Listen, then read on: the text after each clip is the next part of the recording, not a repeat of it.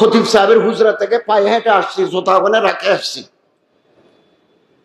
আমি জুতা আনতে ভয় করছি। I have come here bear footed.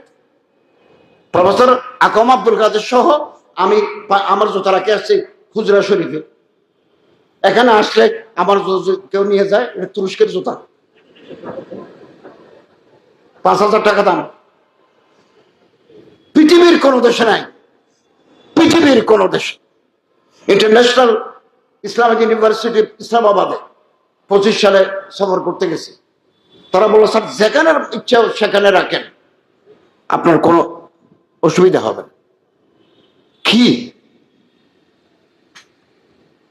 উত্তর ইউরোপ, নরওয়ে, ফিনল্যান্ড, ডেনমার্ক, এই সমস্ত দেশে, পৃথিবীর বাসযোগ্য দেশ, টাকা যদি রাস্তায় ফেলে যান, ডলারের প্যাকেট চকবাজার থেকে আবার ঘুরে এসে আন্দরকিল্লা মোড় থেকে ডলারের প্যাকেট নিতে পারবেন, কেউ ধরবে না। আর এখানে আন্দরকিল্লা ফেলেন তো 1,000 টাকার একটা নোট। তো আমরা কি গুহাই এদেশের মানুষ? একবার ক্ষমতায় বসতে পারলে, একবার সরকারি চেয়ারে বসতে পারলে, গভর্নমেন্ট অফিসার হলে লুটে পুটে খাওয়ার একটা জঘন্য মানসিকতা তৈরি হয়েছে।